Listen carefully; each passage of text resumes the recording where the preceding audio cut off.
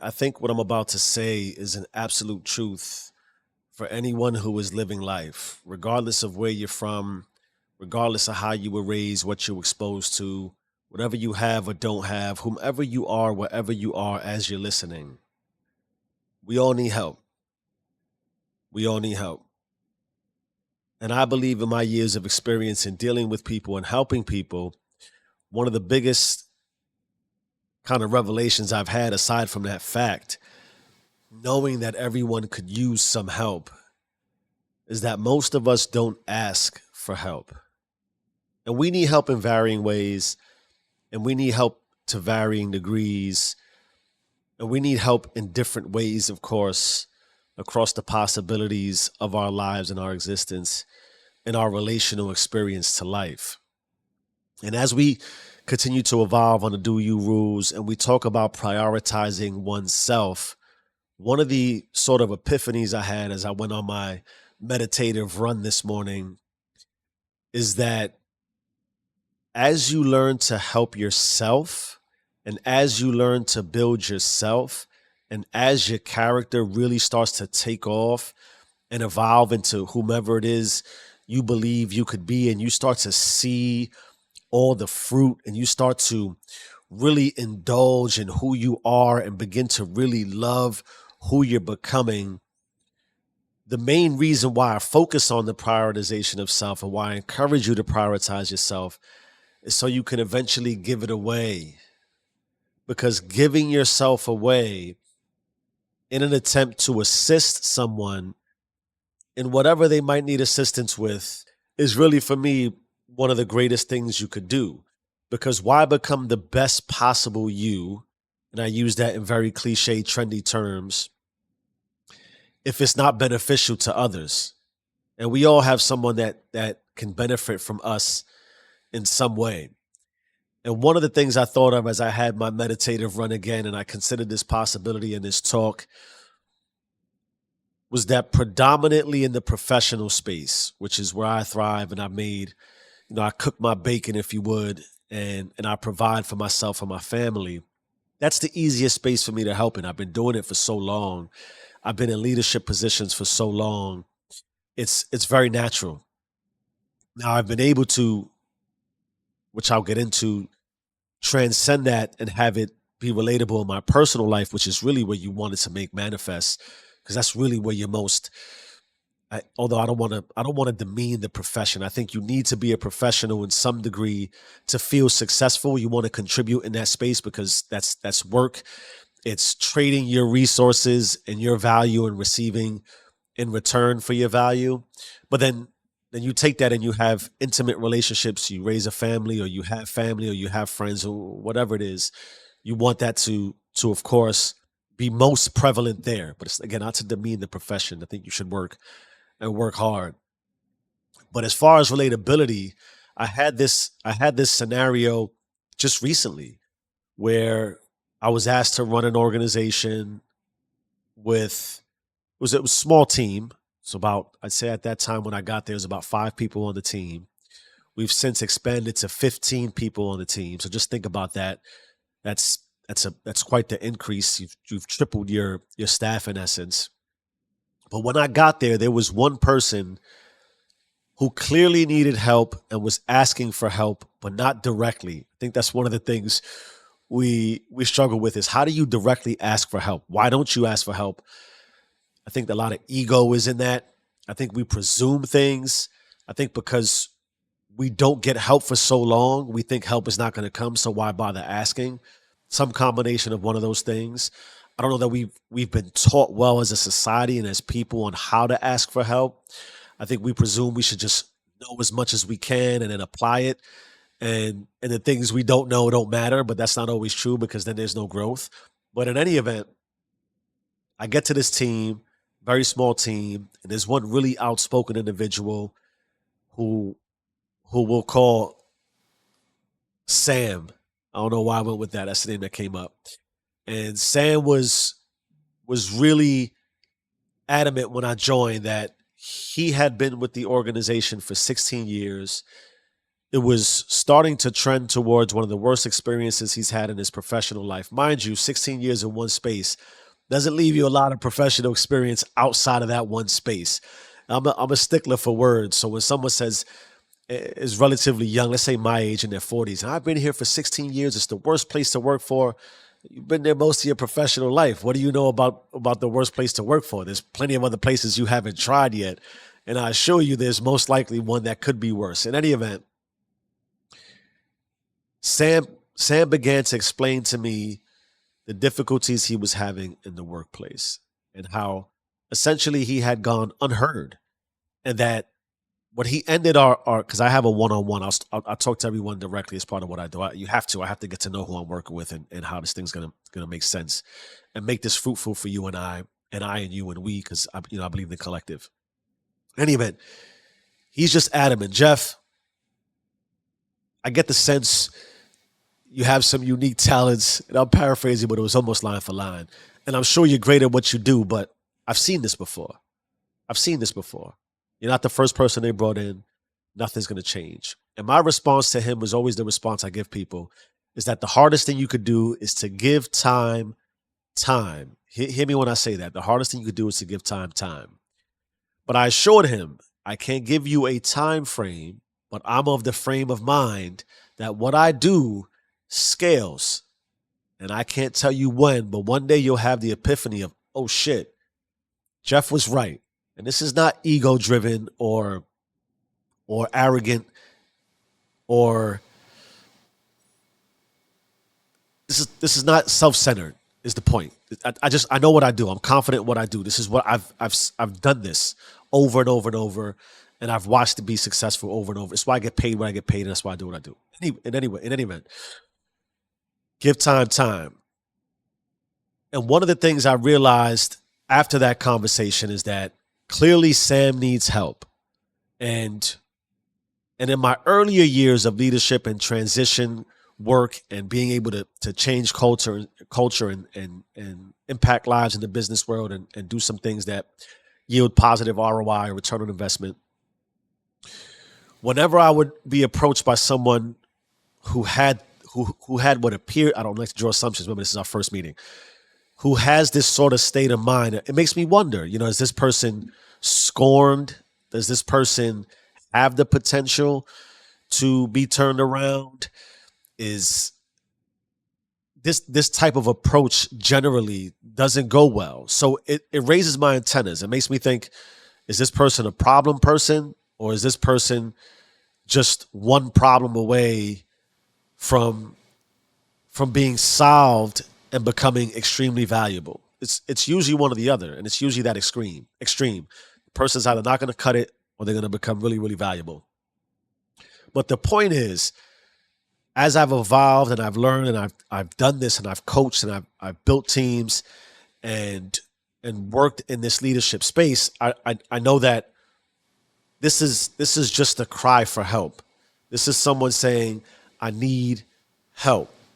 May not have said it the way I would have said it, may not have said it the way a book would have said to say it, or some instruction or seminar, but I can get past what the words were and listen to the intent. And sure enough, I come to find out that in the 16 years that Sam has been here, he is massively overworked. He is the subject matter expert, which we would call a SME. He has to kind of wear a leadership hat. He has to wear a doer's hat. He has to wear kind of a strategic hat, but he's really getting paid just to be a doer. And because he has the most institutional knowledge, he's also responsible for training any new staff. And all of a sudden, you have this person who started with this much work, or at least scope of work, and was being paid for this much work, and suddenly they're putting this much work into their profession. And that's a lot to ask, because when this person went from doing this much work and being responsible for this much work to being responsible for this much work, the money didn't change. And that's usually big incentive. And so I look at this person who is performing outside of their scope. They're being asked to do things they weren't hired to do. They're being held accountable for things they should not be held accountable for. And yet they're not incentivized in any way. And I further found out that while this person was overworked, it was because they were understaffed. We needed to hire more people. Everyone I would subsequently hire would come in about $20,000 more in pay than Sam.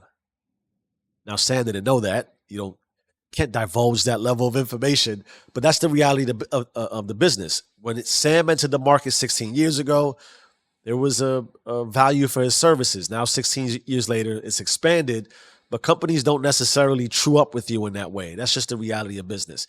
They might even get you close sometimes, but it's never what they would get you if you were hired off the street, if you would. And so, as I worked into the scenario and got deeper into what was actually transpiring, I could not just surmise, but draw a conclusion that Sam was screaming for help and had been screaming for help probably for the, if not, let's just say the first 2 years was honeymoon. The last 14 years of his career, he's been asking for help and nobody has come to help. That's frustrating. He's been overworked. They've been understaffed. That's frustrating. He's been underpaid.